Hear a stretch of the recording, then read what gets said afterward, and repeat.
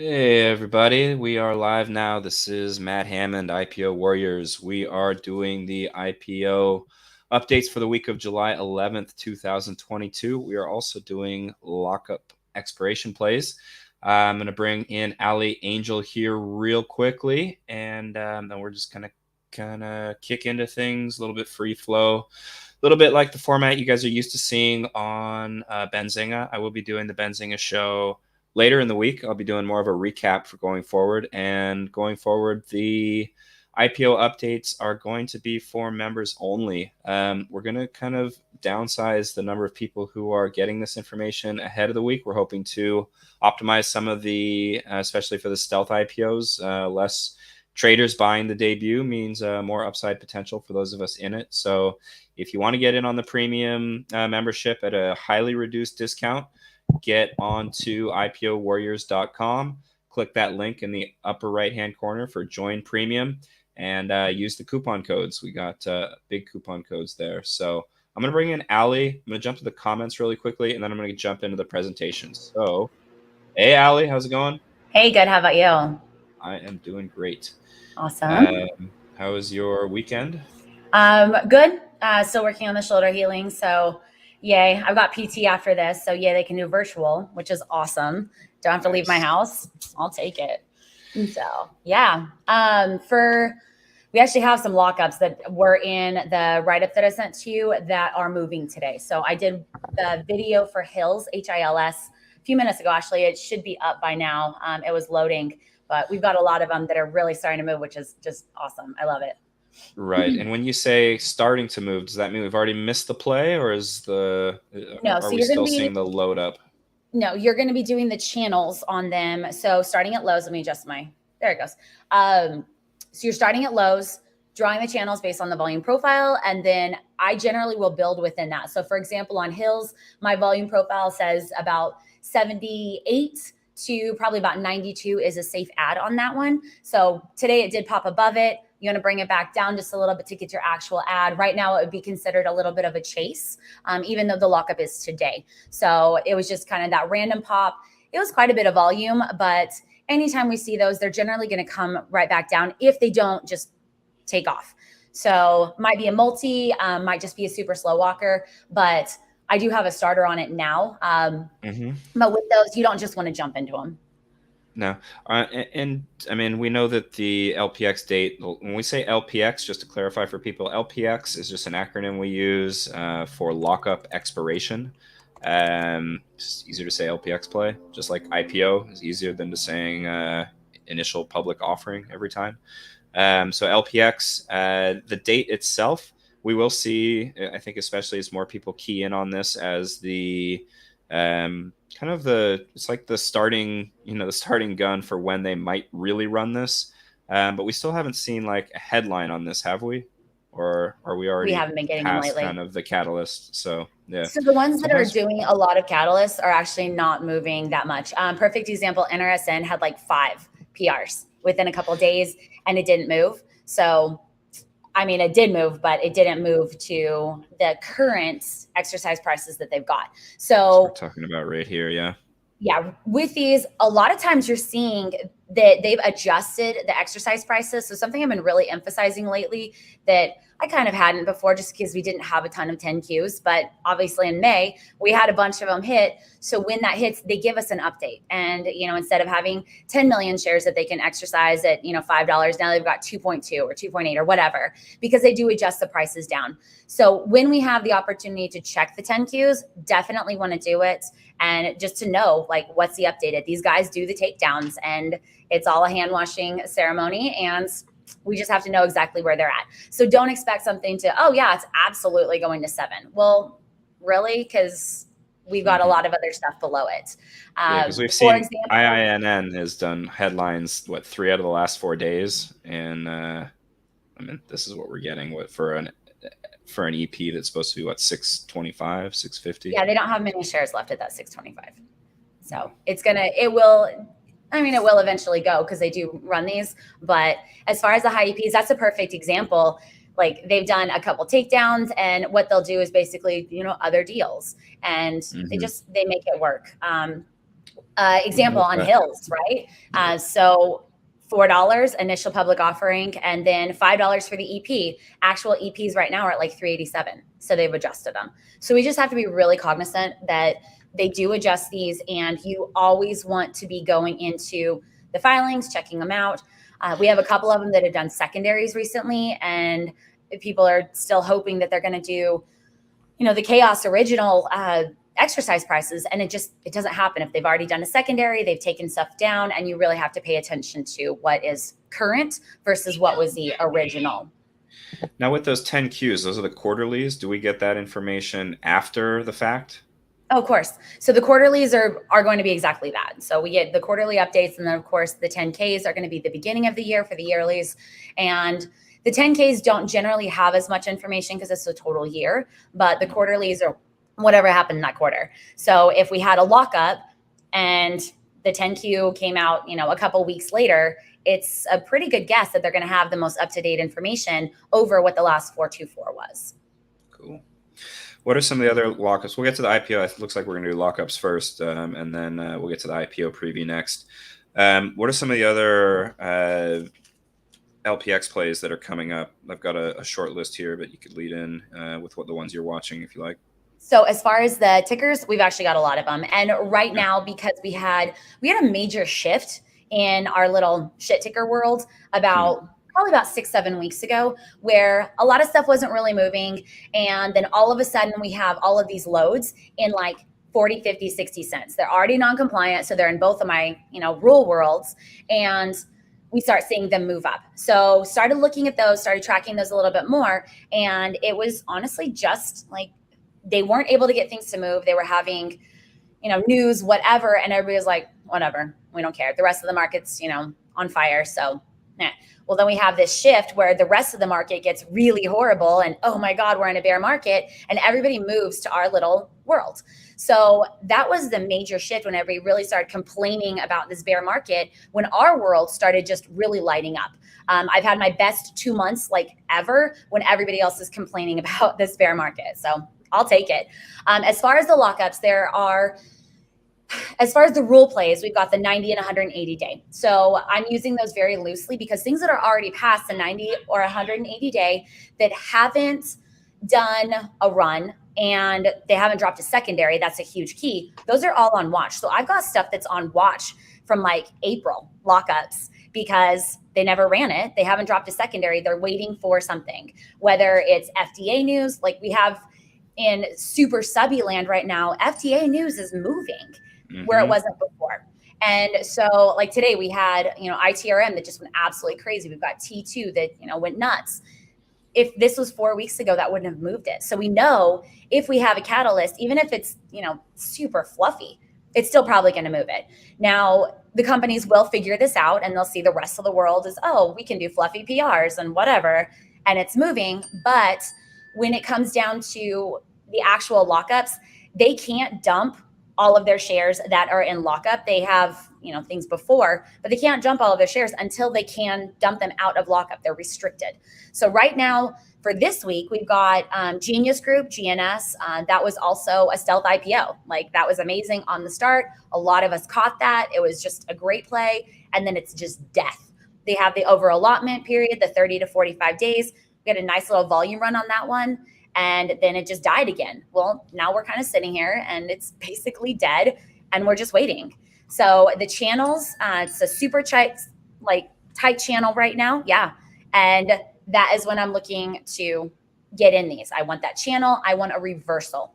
Another one, STSS, the lockup on it is the 13th, so Wednesday. And that one is, again, the 90 day. And with that one, another tight channel, but this one's on a reversal.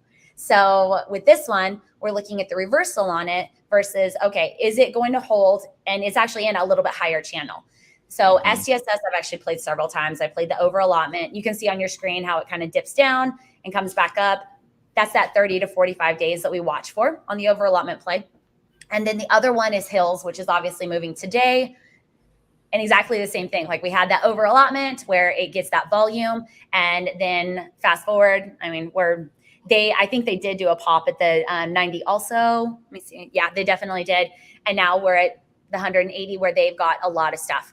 Now, another thing that you definitely want to watch for on the 6 month and the 1 years, if they have a 6 month and it's only the underwriters, it's probably not going to move a whole lot. If they have the underwriters and the directors, officers, 5% holders, things like that at the 180 days, it's more likely to move.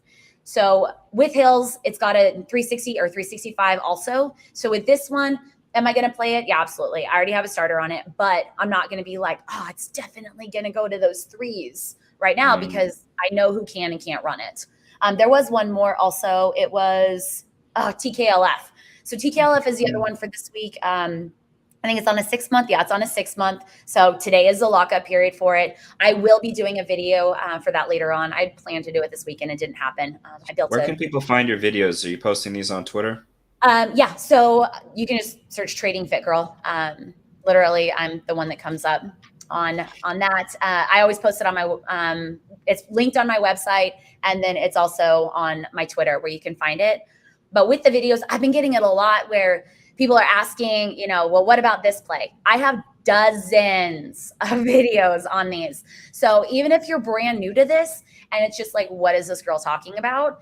Go through the rest of the videos. I talk about so many things in these, and there's gold nuggets everywhere. I say the keys to the castle are hidden in the stones that lead to the gate. I give that to you guys. You just have to actually pay attention.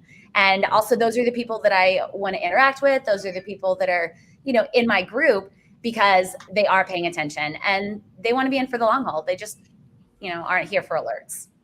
Cool. All right, let's come back to those in a little bit. I want to jump into some of the IPOs here for this week. I think you're also tracking some of these. Yeah, I'll be playing them. So let's look at last week, a few things that did run. This is more just to kind of keep people into the opportunities that are out there. United Maritime was not really an IPO, but it's the only one that came to market last week. Technically, I guess it's an IPO, but really it's a spinoff. They're not really raising money for the company through these. They're just allowing, they're spinning a company off of a parent company and issuing new shares and getting a fresh ticker. And this one is a little bit like OP, which interestingly enough was also a Greek shipping company that did a spinoff and now is, I guess, being reacquired by the company it spun off from. And this one debuted at $1. It doesn't mean a whole lot. It's not like you were going to buy 10,000 shares at $1, though, or the volume was 154 shares. Went up to a halt, halted at like, I think it opened up here at about 340 or something. If you tried to catch it on this spike, you were probably sitting in an uncomfortable bag going into the end of the day, hoping that it would run. If you saw the opportunity to pick up a very low volume, and I guess low float, because we then could see on, what is it? I saw it on Stock Analysis was showing this as 1 million shares, 1.1 million shares. So day two got picked up and ripped up to, I think, 889 and then 10, 11 in day two. Kind of a weird one. On that one. And I do only have a few more minutes. I have PT soon. Okay, good. But anytime we have an OP was a perfect example of why not to play these, except for the scalps, things like that. Do not build positions on these. They can go either way. Yeah, they can absolutely run, but they can just death. This opened at 80 cents. That to me is like, okay. But it's a Brazilian shipper, and it transferred from the Brazilian exchange. So they've already got set up. They've already got their exercise prices. They've already got, dilution that's going on. So when you're playing these, it's a get in, move those stop losses if you are, and just be really careful. Also, this one halted like 3 or 4 times on the open. I know that you have rules against halting, so definitely respect those. But when this opens and it's from a foreign exchange, just keep in mind, like, they've got an agenda and they can easily just like dump everything. The other exchanges don't follow our rules. No, and that's something we pay attention to with the IPO filings. I mean, when we have an S1, it's going to behave differently than an F1. I don't expect S1s to be, the stealth setup that we talk about, even if it's, a Chinese or Hong Kong or ties to Asia. I just expect it to adhere to the rules a bit more than the F1, which is for the foreign filings. So definitely, if it's if it's foreign, we have a higher likelihood of some shenanigans. If we have an S1 filing, I kind of expect it to be a little bit more tame. There are exceptions to that. PEV was an S1, but it didn't do well off the debut. Took 2 weeks before they ran that. Yeah, we had the over allotment play on that. So are you going to talk about the stealth IPOs for this week? Yeah, I mean, that's all we really have is low float. So we're trying to weed out the stealth from the, standard. And I think the only way to do that is to go through them. So do you want to call out some real quick?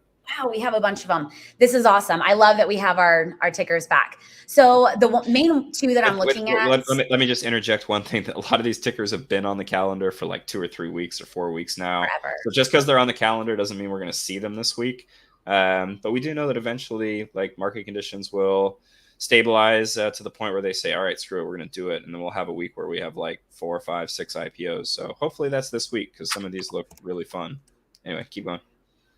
So the main ones that I would be looking at are the under 2 millions. And then, of course, the China or Japan or Singapore or Cayman Islands connections. I know that we've been looking at the Boosted and whatever, but like the last one that Boosted, the last couple that Boosted did, they didn't seem to have the deals that they previously did. So I would be just statistically looking at a shift on who they're actually using. We know that there are a couple brokers that have ties to China. So any of those, definitely. We've got a lot of China stuff going on. So it's one of those things. As far as what I'm personally looking for, anything under 2 million and China's. So we'll see when they go. I do have allotments on a lot of them. They are smaller, so I can pull them really easily in case, it looks like it's probably going to fail out the gate. Or if we get our allotments, like everybody gets their allotments, that's a bad sign. So you don't want to be on a big allocation request and then everybody gets filled, because that's never really been a good sign. I can't ever recall getting a full allocation on something that turned out to be one of these debuts that came in at 200% up or 300% up, which is happens more than you might think if you haven't been watching these. But that's kind of the it's the Groucho Marx saying, I wouldn't really want to be a part of a club that would have me as a member. With these IPO allocations, don't go asking for $2,000 or $3,000 or $5,000 of shares, because if it's a good one, you're going to get like 10 or 25 shares anyway. They're not going to give you everything that you want. But if it's a bad one, they're going to end up loading a lot of shares on you, and you're going to be stuck in in an undesirable position. So I'm with Ali. There's some, like, if I like them better, I'll go a few $100s. If it's just something I'm kind of interested, I want to see. Like, I like to gauge the demand for an IPO and the allocations just by putting in $100, which is the minimum. And if I get a full allocation, I'm kind of like, maybe it's not going to be a great one. But if they give me 2 shares, then I can say, okay, well, they've spread this out. And certainly one of the things that we're seeing is, these underwriters that are pulling the stealth IPOs, they still have to get something like 200 shareholders or 400 shareholders, into the IPO before they're allowed to take it live on the stock market. So, hey, Matt. Yeah. The call was my PT, so I do have to go. All right. Thanks for joining us, Sally. On the IPOs for this week, if they do, debut, hey, awesome. You guys definitely be careful. And remember, if the over allotments all fill, GTFO, because they're just going down, wait for the death, and then go from there. So we'll let you know. All right. Well, happy Monday, guys. Bye, Matt. Thanks for having me on. Take care. Yeah. Bye-bye. Bye-bye. All right, guys, I'm going to take it from here, and we're going to run through some IPOs. I have talked to Ali a bit about each of these, as well as some other people, and I will be posting a few more updates after I get a few updates from some of the brokers and people who are trading these with direct brokerages tonight. The IPO Warriors preview email will go out tonight or tomorrow morning. I'll definitely get it out before Nano Labs and Warrantee are set to debut. Trying to push it up a little bit, but when there's this much to cover, it's hard to get it out all over the weekend. This is the last week when I am doing the both this live preview. This is going to be something that is going to be exclusive for premium members going forward, as is the preview newsletter. So all of the insights, all of the kind of strategies that I'm, considering for myself. All the insight, all of the research, all of that stuff for the preview is going to be for premium members. Basically reached a point where I realized that some of my information may be, I think, oversaturated in terms of the influence it's having. I've certainly received that feedback from numerous sources. And also, it's just, I put a lot of time, a lot of effort into this, and can't really justify continuing to dedicate that much time to it if I'm can't find a way to monetize what I'm doing. So really appreciate all the support I've received from everybody, from Ali, from Benzinga, from those of you who have been a part of the IPO Warriors community, since the beginning. Those of you who are here on this show know who you are. And if you want to join the premium membership, sign up at ipowarriors.com. Click the link in the upper right-hand corner and, sign up. If you sign up now and you use the discount code, then you will lock in significant discounts for life. And those coupon codes are going to expire on July 17th. And after that, I'm going to be keeping this, keeping the preview information and most of the review, the looking forward strategy plays for going forward at the end of the week. Those are going to be for premium members only.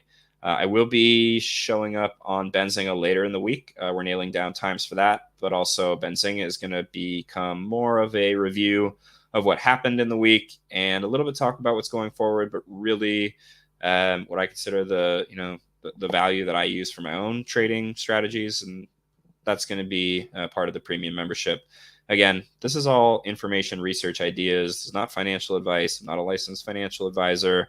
I tried to, advise and be fully disclosed on what I am playing, what I'm not. But this is information. These are ideas. Trade at your own risk. Be smart out there. Use stop losses. Trade with money you can afford to lose. And with that being said, let's jump into these IPOs. So the first one that I'm looking at for this week is Nano Labs. So Nano Labs is one of those IPOs that maybe in November would have been incredibly hot just on the topic of the company. They do microchips for crypto mining and VR applications, specifically for the metaverse. So conceivably, these are kind of high performance microchips, semiconductors. The fact of the matter is that we haven't really seen IPOs run purely on buzzwords or topic really this year, except for a very small handful. The last one I really remember running on topic was Lithium. That one popped, and I think it debuted at 8, ran up to about 11 or 12, and has since faded significantly. I think it's down at around 2. We can take a look at that one right now. It's been a long time since people felt the need to buy in. Okay, it debuted at 11.50, ran to 18, and is now at 2.40. And that was back in November. So we haven't really seen a run from there. This could be another LPX play at some point. But I think we've already reached LPX. So yeah, maybe they already ran it here.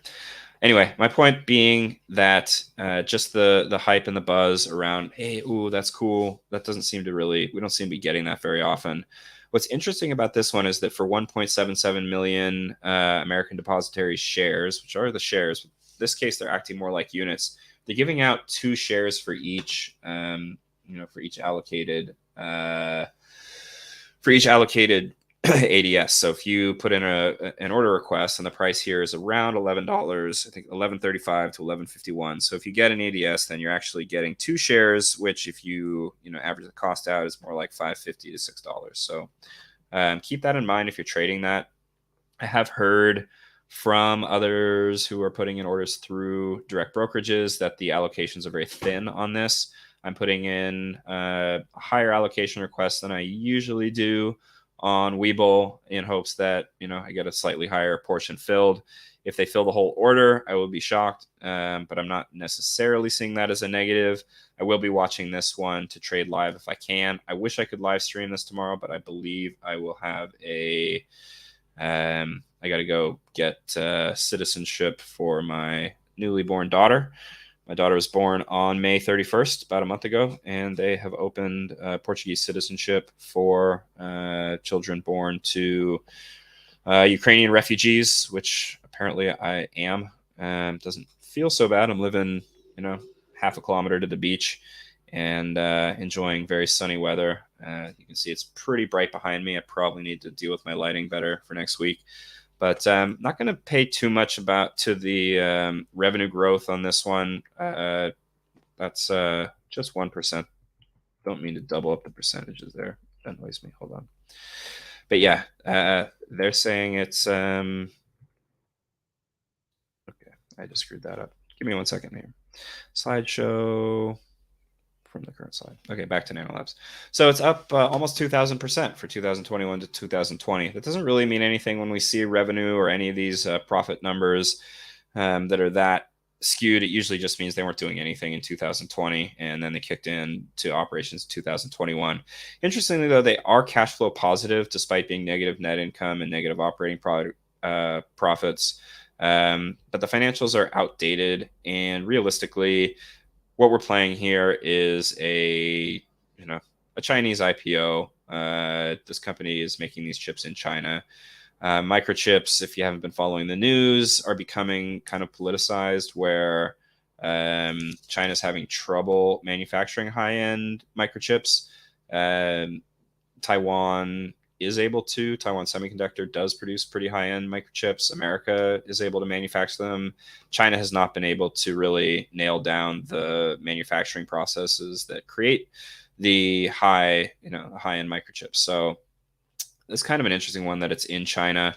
The underwriters are AMTD Global Markets. They have not done a lot of IPOs recently, but they have done some in the past that turned out to be, if not stealthy, in that they ran, they made kind of odd pops recently after the IPO, or odd runs. So this one is definitely on watch for as a stealth IPO for me. I will likely be playing it off the debut, and definitely looking forward to this one this week. Moving ahead, we have Warrantee. This one's WRNT. This is also slated for Tuesday with 2.14 million shares. This company does free warranty and healthcare products for companies that are trying to market their services to consumers in Japan. And in exchange, the consumers give up their personal data to the companies that are leading the market, holding these marketing campaigns. They do have positive revenue growth and gross profit, positive cash flow despite negative net income and negative operating profits. What's most interesting about this one, to be honest, is that it's the underwriters Network One Financial. Now, Network One Financial has almost more than, perhaps the way Bosted used to be able to deliver consistent stealth IPO pops, Network One Financial has yet to really deliver a flop. So until they do, I'm pretty interested in playing their IPOs. Warrantee, I've put in not minimal, but not a big allocation request on Webull. I think people will be kind of watching and gauging this one. When Bosted did HTCR, that was kind of their first bust in a long time. That was also a Japanese IPO, and I don't know if the companies are just not getting the same kind of assistance that they were getting with their large allocation, whatever their anchor investors they're using for these plays. But Warrantee does not look like a traditional stealth setup, given what we've seen of the Japanese IPOs. So I'm a little bit hesitant to call this one a lock, but I am interested in it, and we'll be gauging whether I play it or not off the debut. And if I don't see something that looks particularly enticing, I'll probably step off of it and just liquidate whatever allocation request I get. Intelligent Living Group. This one is interesting despite having a larger float. This is ILAG. We have 5.1 million shares. And this one is a pure China play. This is a lockset manufacturing company that sells primarily to the US markets. They're raising capital to diversify their market penetration. Very outdated financials. They haven't updated the F1 since this one initially showed up on my radar about a year ago. Revenue growth is in the negative. Gross profit is slightly positive. Negative baseline financials. And this one is a Network One financial underwriter. So I like this one for a substantial allocation request. I just believe that Network One Financial is up to their same old shenanigans here. And until they fail to deliver on a particularly directly Chinese setup, then I will be, I look for stealth. I look for the patterns. This one looks like it. We haven't had a stealth runner for a while. So hopefully at some point here, we get the opportunity to buy in at, say, 11 or 15 and catch that run to 25 to 30, maybe an end of day push to 40, maybe a day two run to like 60 or 70. We just haven't seen that in a while. We haven't seen it since OST, which was, I believe, a Bowstead play, the last one that really ran. So if we can get a stealth IPO this week in the group that we do have a couple Network One financial. We do have a Bowstead. We have some EF Hutton deals. So I like this one. It also has the standard 5 million shares, which is a number they used to always be, 5 million shares, $5 a share. That was kind of the, that's what this one is. And that was kind of the footprint that we always looked for before.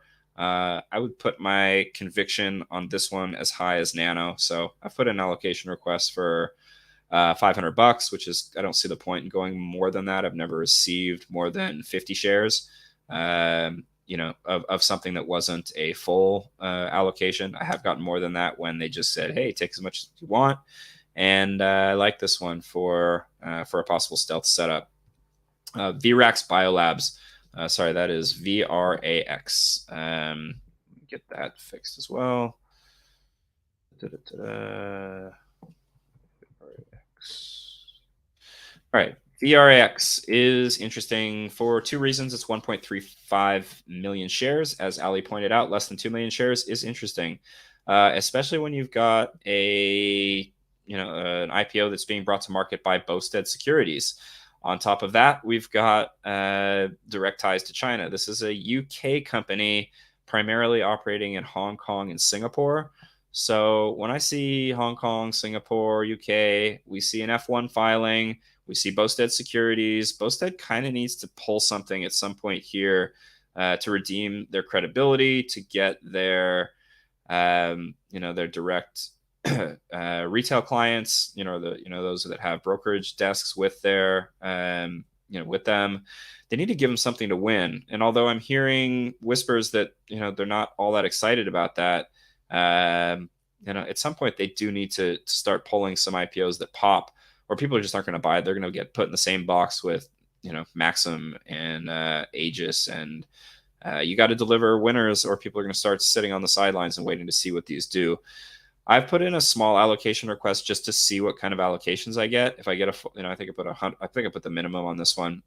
If I get the full allocation, I'm going to say, hey, they screwed up on this one. It's just not a very competitive company. There's huge businesses in the diagnostics platform, testing that this company is competing with. And it's not a big company. It's not particularly well funded. This is a tiny IPO. Just kind of got to think that if it's not a stealth IPO, it's going to burn. And if it crashes and burns, then you can look for, consolidation, and it becomes an LPX play. Actually, all of these are LPX plays. Everything that we review here, eventually becomes, within about a week or two, tends to end up in the dollar bin, and is trading anywhere from $1 to $2. Even if they run to $35, $40, which we do see, we used to see these a lot. And I mean, I'll show you OST for those of you who are new to this setup. But OST, this was I think a $4 IPO, debuted at 10, hit 40 on day one. On day two, it hit 47, and is now at $1.73 with a 52-week low of $1.60. That was back in April. So go to the 90-day for when we might. Sometime in July, we could see a pop here. Otherwise, go to the 180. And then we're looking at September, October. These do tend to run again. But I'm looking for these day one pops. If we see a price at $4 or $3 or $5 for the IPO price, and then it debuts at like $9 or $10 on low volume, to me, that's worth an entry on the debut. I set a limit order just above that. You can see the indication price on Webull, either on the mobile app or on the desktop app. You can't see it on the Webull website. You have to use the mobile app, and you'll see the pre-debut imbalance, how many shares are being floated on the initial print, what the debut price is slated to be. And if you feel like, hey, this might be one of these debuts that rips up through a couple halts, put a limit order right above that indication price, and hopefully you get in right at the open, because when these do open and halt, they instantly halt. I mean, there's no time to place an order. It'll open at 11 and immediately halt up to 12, and at that point you're chasing. So if you miss that open, don't chase it. Don't go crazy with your allocate or with your buy-ins on that. I burned myself once really badly. I think myself, along with the people who are following me, bought up something like half the initial print, and that's a bad idea. You don't want to skew the volume with your order. And when there's only, say, 30 or 40,000 shares, exchanging hands on that opening print, you don't want to be going in and asking for 10,000 shares, because your price offer is gonna put the price up higher than you want it to be. And I'll go maximum 1,000 shares, maybe 2,000 if I see a little bit higher volume, and then you have to get out of that, which is not always easy once volume dries up. Now we're getting into bioAffinity Group, BIAF. This is also a diagnostics company focusing on non-invasive diagnosis of early-stage lung cancer and other lung diseases. They do not have any revenue, so there's no revenue or gross profit numbers. The cash flow is obviously negative. They're not bringing any money in, so all the money's going out. I'll call this one a biotech bust. The shares on this are 1.5 million. I believe they're units. So I'm going to just skip over this one. I don't like biotechs unless they are, tied to China, and the underwriter is one of these usual suspects. Otherwise, these tend to drop and become LPX plays pretty quickly. The catalysts for biotechs are fairly predictable. They can either do initiating a trial, FDA approval for a trial, FDA approval for phase 2. Some of these are already on phase 3. Those are great. NRSN was one of those. They can get positive feedback. They can get share buyback. They can do, there's a number of tricks they'll use, but to me, this is not one to play off the debut. Not particularly interested in it, and not really going to touch that one. Treasure Global. This one is interesting to me because on the surface, it looks like a stealth IPO, but as I dig into it a little bit more, I kind of am shifting my thoughts on it, because despite having just 3 million shares and being an app out of Malaysia that offers rebates and affiliate payments for online to offline goods and services, and they do have pretty impressive growth numbers, but I don't think the market really cares. Like I said, the market is not really paying attention to stories anymore. The registered user growth, which is actually kind of telling, is up 164% for the 9 months ending March 31st, 2022. The revenue growth and gross profit numbers are a little bit absurd, because basically they weren't operating in 2021. So up 15,000%, 14,000%. I'm just going to kind of say, okay, well, until we see what their numbers are for, say, next year against, or the next 6 months against the previous 6 months, those aren't going to be all that meaningful in terms of growth. We can't expect them to sustain this level of growth. This was an S1 filing, so that makes me think they're kind of going to have to follow the rules a little bit more. And the underwriter is EF Hutton. EF Hutton did give us a nice runner on HOUR, which was, I guess, the first IPO of this year. HOUR has this one opened at 450 and ran to 1033.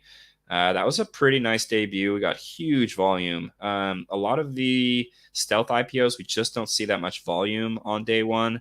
This one ran on a little bit of pent up, probably demand for IPOs, a bit of hype around the low float. The float on this one is still just 1.73 million shares.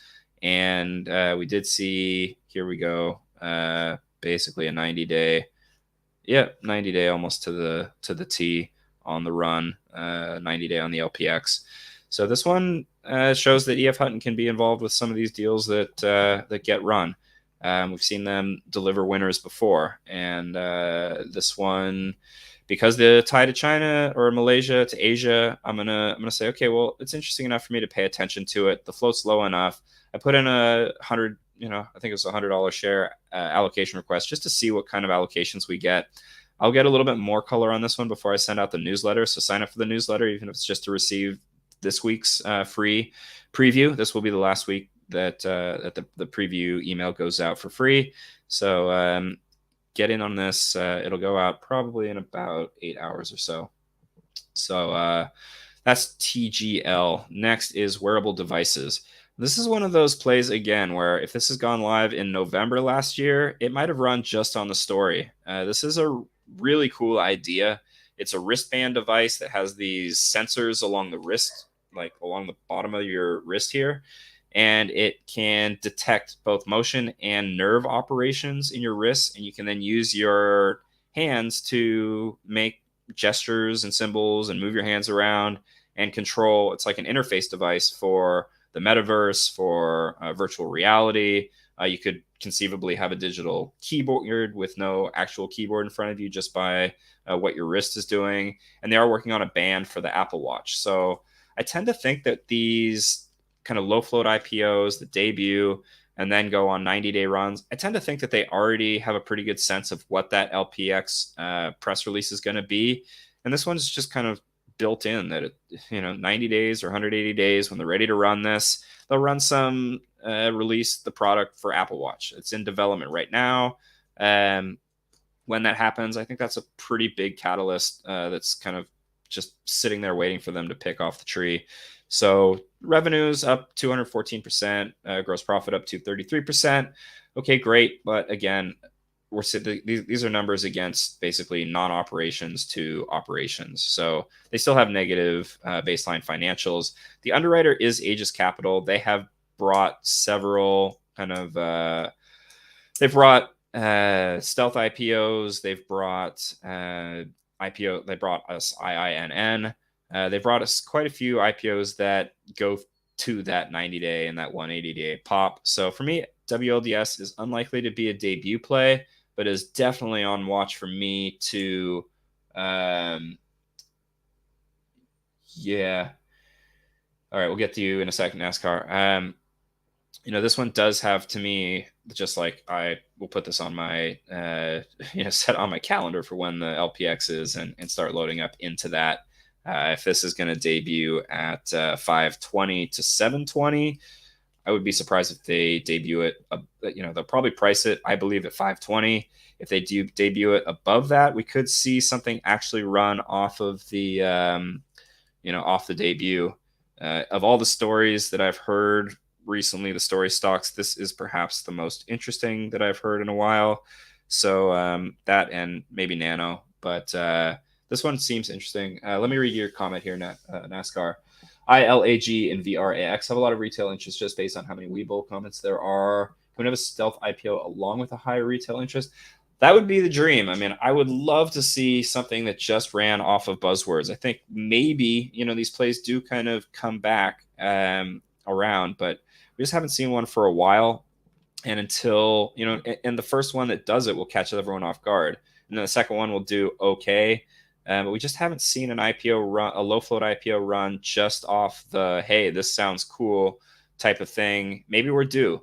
The way that I try to gauge this is if I see the share imbalance, the pre-debut share imbalance as a sell side imbalance, then I can't touch it. If it's a sell side imbalance below IPO, I can't touch it. If it's a sell side imbalance at the IPO price, can't touch it. If we see strong buy side imbalance as they raise it and they don't keep raising it, which unfortunately is something that I believe Aegis will, is likely to do. We will have the setup that I would look for to say, okay, well, let's take an opening bid here. If the volume is high, or if I get a full allocation on Webull, then my fear is that Webull traders dump it and it reverses down, or drops down before reversing up. That's what we saw with MTEK, MTEK. That one reversed down and then gave us a nice little run off the reversal. So watching that buy side and sell side imbalance, that's a key for me. People G-Sun, snuck the IPO in on Weeble. Yeah, I got some G-Sun again, not a big allocation. And that one was clearly a stealth IPO. And remind myself what that one did. They kind of priced that, they debuted that one kind of to perfection. I ended up buying in a little bit too early. I generally don't like to buy stealth IPOs above 17, has been sort of my cutoff. I broke the rule and bought in at 1850 and ended up bag holding through day one. That it held the price, that was enough to keep me in. It didn't drop all the way to 5 on day one, and I was rewarded for my patience on day two. I think I took my win at 23 something for a $5 per share win, which is nice. You have to be careful with these. They do eventually drop. We look at what was it, TNON. This was another one that recently the stealth IPOs have kind of been opening high, dropping, and then running. So it's a bit of a difficult play because you don't know where this is going to go. Another one was TOP. See, I mean, if you got in on the debut at 25 and then it closes day one at 16.99, or you're starting to sweat a little bit. Day two, day three, day four. I mean, at what point are you starting to feel good about this trade? I think you probably get out right here at 26. If you held all the way to 50, you got some cojones, because that is a lot of sweat to be dropping out, and not a lot of. I wouldn't have a high conviction that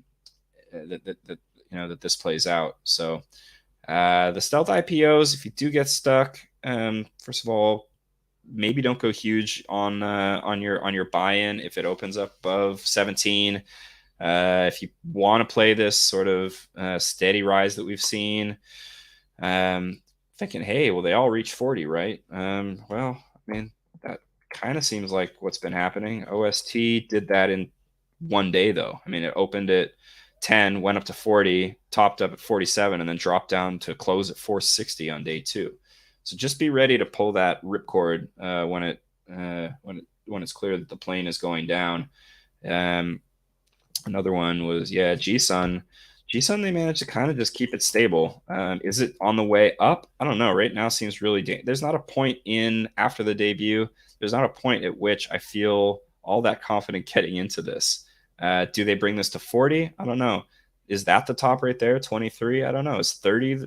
It's really, really dangerous when you know that ultimately this is going to drop to nothing. No options available otherwise. Buying long-term puts on this would be very tempting, but just be careful with these plays. To me, the repeated play that's worked again and again and again has been buy the debut, sell out of 2 or 3 halts. If I get stuck, hold it a little bit, but do not go buying these at 25, 27. That's what really burned me. It wasn't even a stealth IPO, it was SIDU. I just got, again, slept and war was breaking out, and I had a lot of, I just shouldn't even been trading in that mindset.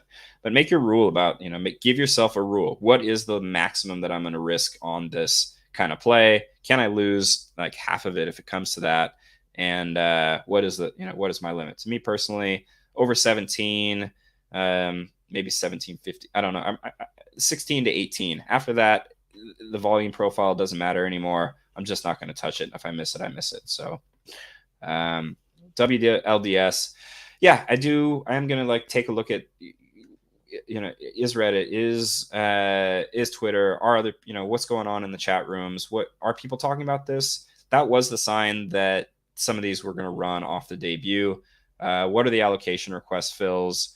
All of this stuff will play into it. Do I see any publications in mainstream media covering this? Is it an interesting product that maybe gets a little bit of coverage in TechCrunch or something like that? If I see that, maybe it becomes a debut play that's not stealth. That certainly used to work in 2020, 2021. It just hasn't worked in 2022 yet, except for maybe HOUR, LITM, and I think those are about it. So yeah, I'm going to move on. Onfolio, this one is ONFO. It's scheduled for Friday. They've rescheduled this a bunch of times. It's a holding company that owns and operates about 35 or 38 small websites. They're raising money to buy more websites. They're basically trying to buy up revenue generating websites, which they claim they can then optimize for additional profits. But when I look at revenue growth being down 25% for the 3 months ending March 31st, 2022, and gross profits being down 44%. I mean, granted, those are dates that are comparing kind of the post-lockup, post-COVID numbers to kind of COVID highs, which in the case of online retailers was probably a peak. Negative cash flow, negative net income, negative operating profits. I don't like this as I mean, the company doesn't seem interesting to me. 1.5 million units. What I really don't like is that there's 2 warrants involved. So if you're getting a share and 2 warrants, that means that they're going to price it at 450, which they've already, I guess, committed to. Price at 450, and then you have 2 warrants that are worth 50 cents or 80 cents on debut. So you're pretty much going to debut at I don't know, $3 or lower. And then people are going to, panic sell, dump their shares, maybe hold their warrants. I don't like this kind of setup in general. EF Hutton brings deals of all, assortments to the table. And I'm just, I'm kind of, live for another day. Good point, Harry. Given all the IPOs, I'm going to focus on the ones that I like. And this one doesn't have anything about it that's appealing to me. So I don't even know what catalyst they would have later on that they acquire, a great website in the future. Maybe earnings are great down the road. Maybe they do a share buyback. But even in terms of LPX, this one doesn't appeal to me. Although I'm sure at some point they will reach a bottom that they're able to spike it off of. But you don't know if that bottom is going to be $2, $1, 50 cents. I mean, we saw EVFM, which was one of these low float IPOs that, had a clear catalyst, in its future whenever it got some kind of FDA approval, which it eventually did. But this one started at this one goes back further than I remember. I think this must have been an uplisting, and those are not real numbers. Okay, well, this had to be an uplisting. Anyway, the point being that if you said, oh, well, it'll run at some point, well, where is that? At 7? Is it at 3? Is it at $1.23? Is it at 37, 27? So, then where do you build your position here?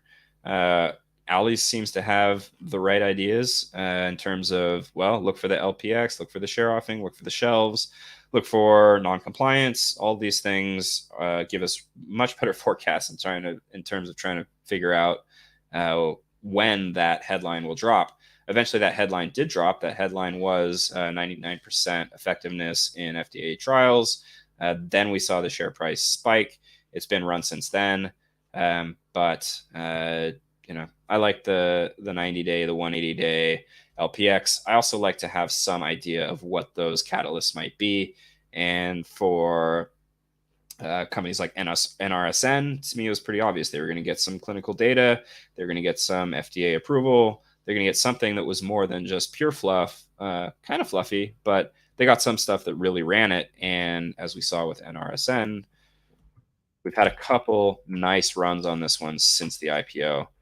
This was the first one I caught. I mean, the IPO itself was just a biotech, bailout. So when we look at March 9th, going into March, look, you go to March 9th. This is when you can start feeling a little bit more confident loading up. Load up, load up, load up, load up. We don't know when. Boom. $8. So you load up at $1.50, you get out on the way up to $8. Do you hold all the way to $8? Probably not. You take out some of your position, pay yourself half when it gets to 100% win. You want to let ride some more, go for it. You've already paid yourself. You're playing with house money at that point. These come back down pretty quickly too. Then we get to the 180-day LPX. Then what happens? This is the 180-day LPX right here. We're sitting around. We're loading up. We're adding our position. Boom. There we go. From $1.60 to $3.30. If you held a little bit longer, $4.47. Nice. So that's the kind of play I'm looking for on these when I'm not playing the IPO. I'm watching these IPOs. They're in my kind of mental Rolodex. They're in my notes. I'm going to start posting some of I got some ideas for what's going to be added to the premium section of IPO Warriors. I'm thinking of doing IPO profiles for and tracking the stocks for the first year in that in those profiles and giving that access just to premium members. So I want to expand. I've got we've got some signups now. We've got a enough bit of a base here where I can justify spending a little bit more time on this. And that brings us to our last IPO on the calendar for this week, which is AMTD Digital. This is ticker HKD and is kind of a mainstream IPO in that it's not super low float, 16 million shares. The underwriter is Maxim Group and Livermore Holdings. Interestingly enough, this company is the underwriter. The parent company is the underwriter for Nanolabs. So I guess they can't underwrite their own IPO. They are a digital bank in Hong Kong, or this is a subsidiary of AMTD Global. This is a digital bank in Hong Kong, which I guess a year ago when they initially proposed the IPO, there's just too much scrutiny around Chinese financial, Hong Kong being China. Too much scrutiny around whether what China was doing with financial regulations. Feels now like China's recognizing that it's good for their businesses to give them some opportunity or some exposure to U.S. capital markets. So they're letting this one go live. I still think there's going to be a lot of trepidation around this one with 16 million shares, unless I hear differently from someone closer to the brokerage desks. This one's a pass for me. It's just been I just don't think there's a whole lot of retail interest. Although if they end up getting an anchor investor that's on the China side, that could make things interesting. I'm not going to pay too much against to the revenue growth or profit. The underwriter is Maxim Group. Maxim has run some stealth IPOs. This would not be a traditional stealth IPO setup, just simply based on the fact that 6 million shares is too much of a float to to let things rip. And it's a name that we've just seen kind of hovering around the schedule for the right time to go live. So maybe they, if they go live, finally they found the right conditions to do so. But, at some point, the boy that cries wolf, you got to believe that wolf isn't out there. And if the wolf isn't out there, I don't think you want to be the little boy at that point either. So that wraps up the IPOs that I have on schedule. We already covered the low float IPO runners from last week. Those were MTEK and Inspira.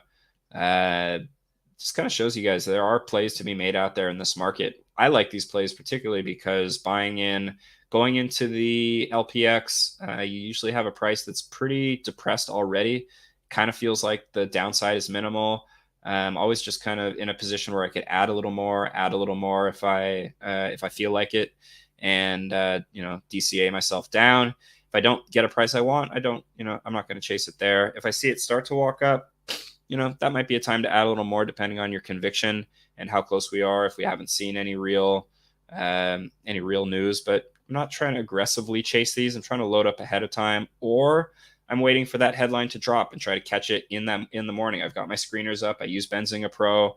I've got, switch over to Twitter real quick. If I see something spike, got my screener on Webull. If I see it kind of something align, all of a sudden, you got about 5 minutes, I'd say, to pick up a position when a stock is up 20% on the way to 100 or 200% run. If we just go back and look at, say, IINN last week, show you guys this. We'll look at the 5-day. Okay, so this was back here. All right, so it went from $1.20, and if I could show you the 1 minutes here, you had within 5 minutes, if you had caught this, or I guess even if I think the news dropped at 8:30, so you had 5 minutes to get in under $2. You could pick that. There was an opportunity to get in at about $1.85 here. If you can pick these up here and you recognize, hey, this is an LPX play. This is a low float IPO, a recent low float IPO. This will break $2. If I get in at $1.80, then I have a pretty good chance of at least getting to 2, kind of flag right around 2. Take profits early. Don't be afraid to just take a 10% win. If you want to hold it into open and then do a trailing stop loss, that's my favorite play. And if you didn't sell there and held on to day 2, you got an even better one. They ran another headline, and then they ran another headline today. So they're just kind of we're in a gauntlet of headlines on IINN, and they like to do purchase orders. They seem to be introducing a bunch of new products right now. They've also got FDA approvals just around the corner. So I like this one for loading up for a number of reasons. Anytime it drops down, I'll keep adding. I do have a big position still on this one. I took some profits out on last Monday. So, ride the waves. As Ali says, ride the waves. Take profits when you can. Get out, get back in. Get out, get back in. It's a great setup. If you really like something, don't fall in love with these. They will break your heart. But this one does look like it's got some major catalysts on the horizon with FDA approvals in 2023. So if you do get into, stuck bag holding something here, this is not one that I would panic on. There are some where I just, any of those Chinese plays, when you get stuck bag holding those, I just feel like I've really screwed up if I've done that to myself. I try not to do those, and I play those more sparingly because of that. So lots of opportunities. There's gold up in their mint hills. IPOs are a great trade because you're in and out. FDA the Fed releases inflation numbers. The Fed, employment, consumer price index. None of that matters to me. If I'm in and out in 1 day or 2 days on these plays, or if I'm holding for an LPX play, I mean, you're not so far underwater if you're in it. In something like I've played MTEK a few times. I just wait for it to get back down to about 110, 115. Then what? It's not okay. It could go way below that, but it's also probably even if it does, probably to come back up above that. Then what happens when a press release comes? You're talking about 100% gain, even if you're bag holding at 130 or 140. Any of these. There's different strategies. I'm not going to tell you how to trade. Ali will tell you set stop losses. Don't get yourself burned. I don't mind holding a little bit more baggage if I'm in a longer play. Don't buy your whole position at once. Let the play come to you. Add a little bit. Look for that rip. So IPOs are not just about playing the debut. I do love the debut play, but I also like the LPX play. So AUST. I'm going to read down some comments here, and then we're going to sign off here. I got to go pick up my daughter from school. AUST is the one IPO that confused me this year. Yeah, that definitely. I was out that day. It was my daughter's birthday, and I took the day off. Had I talked to some people who are in on the brokerages, I would have gotten a little bit more insight as to how thin the allocations were, and maybe have been able to position myself on that one. I still may have avoided trading it just because I like to focus on family when I'm with my family. But yeah, there are going to be some that catch us off guard. There are going to be spinoffs that aren't really announced or on the calendar and don't have a pre-debut imbalance. They just start trading at 9:30.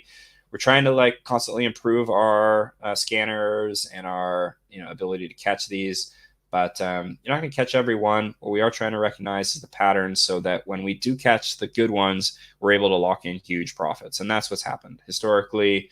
Especially if I've played by my rules, I've taken massive gains, and I've changed my personal financial situation just by trading these IPOs. So just trying to share information with you guys, just trying to do the research, uncover the opportunities, and give you guys some brain food to chew on, so you can make your own trades. Another thing that's going to start happening with the premium membership is that the live streaming, where I just live stream the IPO debuts, that's going to be for premium members only. This week, if I'm able to live stream anything, I will do it for the public. And give people a little bit more insights. But I know that that's been very helpful for people, because even before I started, the premium membership subscriptions, some very generous traders who, took substantial wins on those plays, were kind enough to make donations, as appreciation for the wins that they were able to take off those ideas, off seeing, maybe it's a little bit of encouragement. I don't know. But that live streaming will be for premium members. So if you guys want to join the premium membership, now is the ideal time to do that before July 17th. You'll still be able to sign up after July 17th until I reach 300 members. We're only about 10% of the way there. Not quite 10% of the way there. But once we hit 300 members, I'm going to shut it off. We have over 1,100 subscribers to the newsletter now. And I just feel like some of the trades are getting played out. So I'd like to cut that back to about 300 maximum. It may take a while to get there, but you'll still be able to sign up. And there will be discounts, but I don't expect myself to come down to the level of discounts that we're at right now for those who sign up for the lifetime discounts before July 17th. So having said all that, thanks everybody for joining me today. I don't mind that there's going to be fewer people joining, going forward. That's, I think, kind of the idea here. But for those of you who do show up, appreciate your support and participation. Have a good week. Trade on your own trade, take your own risks, and be kind. Cheers.